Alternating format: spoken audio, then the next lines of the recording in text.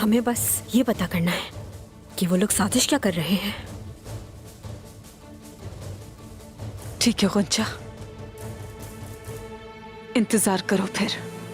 बस निकोला, आखिर तुम मुझसे अब चाहते क्या हो? मैं तो बस तुम्हें मुबारकबाद देना चाहता हूँ तारकुन। मैंने सुना है तुम उस्मान से शादी करने वाली हो। मैं तुम्हें तुम्हारी औलाद और आने वाली जिंदगी के लिए बहुत सारी दुआएं देना चाहता हूँ, लेकिन मुझसे ऐसा हो नहीं पाएगा। हाँ, हमारी शादी होने वाली है। लगता है तुमने अपना फर्ज पूरा कर लिया, लेकिन इतनी जल्दी की तवक्को नहीं थी मुझे। वो इसी तरफ आ रहे हैं आयगुल। मार डालते हैं इन्हें। हाँ ठीक है, मारना ही बेहतर है। ठीक है ना, एक को तुम संभालना, एक को मैं संभालूंगी। बिल्कुल ठीक है।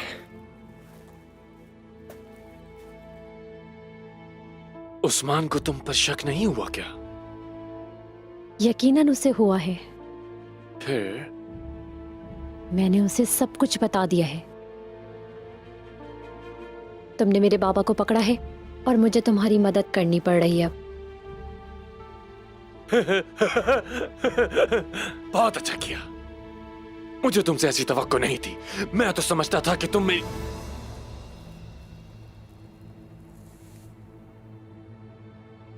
मेरे बाबा को कब छोड़ोगे ये बताओ। तारकुन, तारकुन, तारकुन।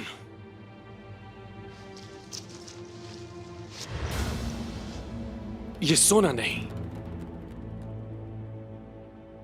जहर है। तुम ये जहर काई कबीले के तमाम सरदारान को दोगी, लेकिन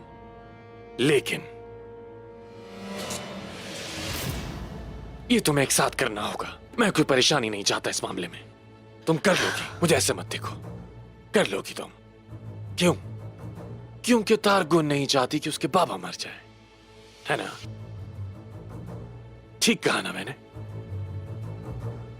रख लो इसे।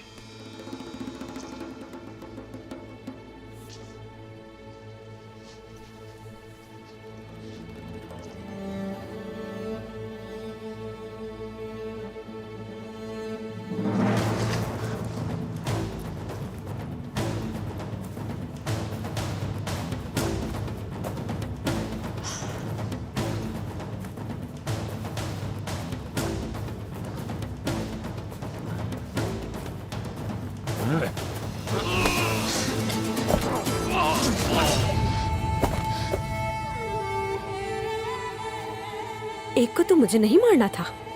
खुद को रोक नहीं सकी मैं।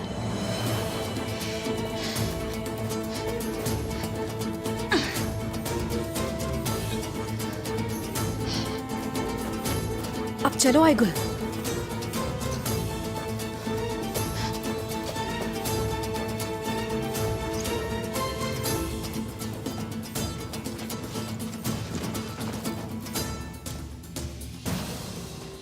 निकोला तो है ही नहीं। ये किसका इंतजार कर रही है?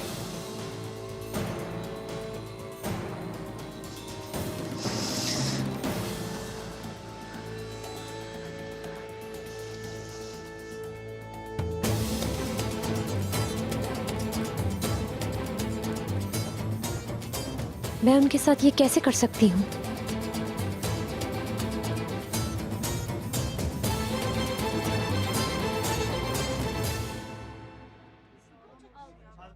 मैं आपके रास्ते पर चलता हूं बाबा। काई की सलामती के लिए काम करता हूं।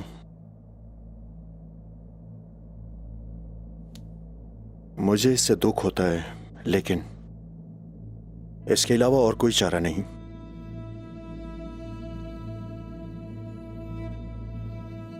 भाईजान,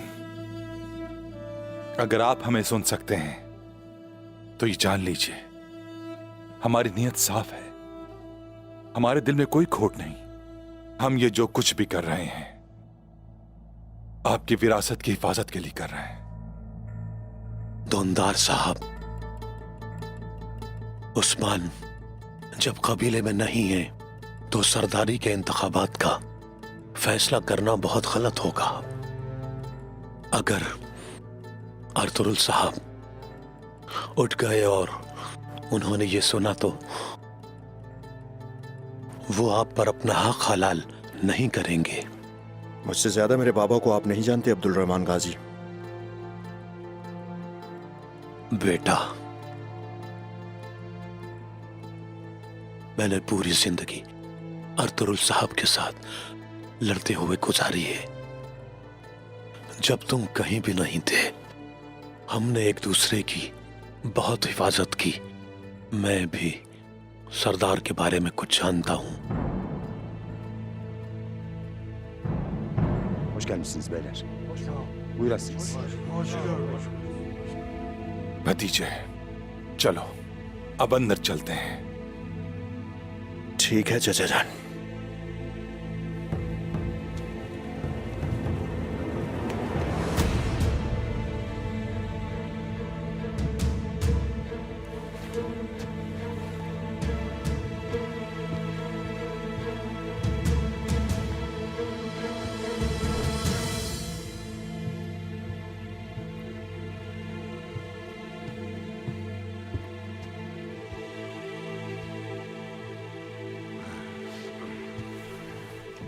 सरदार, जाग जाएं सरदार, जाग जाएं।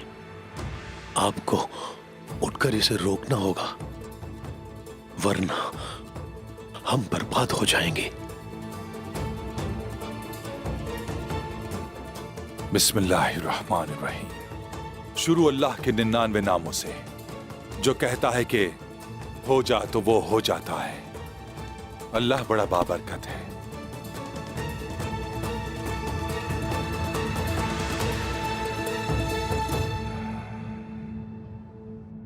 मेरे सरदारों,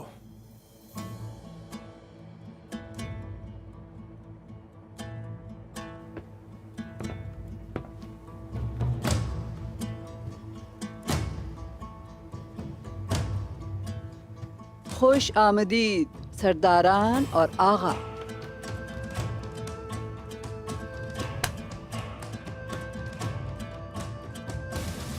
शुक्रिया, बहुत शुक्रिया।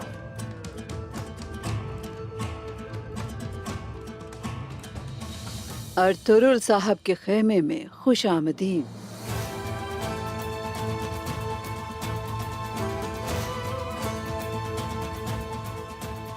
आप क्या चाहती हैं सलजान खातून?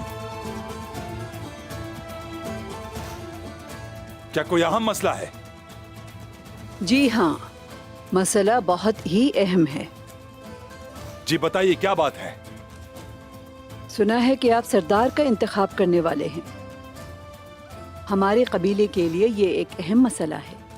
मुझे ये बताएं दुंदार, उस्मान या नहीं है तो सरदार कैसे मुंतखब होगा?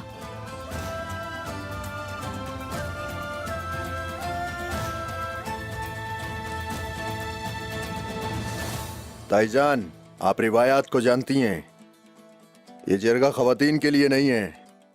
हाँ, मैं रिवायात जानती हूँ। मैं कुछ और भी जानती हूँ। अर्तुगरुल साहब अभी जिंदा हैं।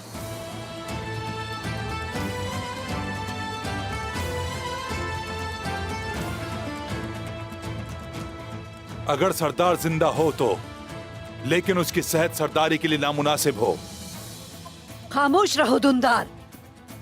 मैं अच्छी तरह से जानती हूँ कि रिवायात क्या होती हैं। अब मैं आपसे पूछती हूँ, क्या सरदारी का वारिस सरदार का हर बेटा नहीं होता? सलजान खातून ये हमारे कबीले की बड़ी है तो ज्यादा समझती है। जरूरी। उस्मान साहब की गैर मौजूदगी में ये सब नहीं हो सकता, ना होना चाहिए ऐसा। तुम्हारी बात दुरुस्त है, तुमने बिल्कुल सही जब सरदार का एक बेटा जंगी मुहिम के लिए गया हो, आपकी जुर्रत कैसे हुई इंतखाबात के लिए सरदारों को इकट्ठा करने की? ताईजान, आपकी बातों की कोई अहमियत नहीं।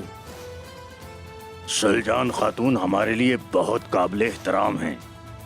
इन्हें बोलने का पूरा हक है।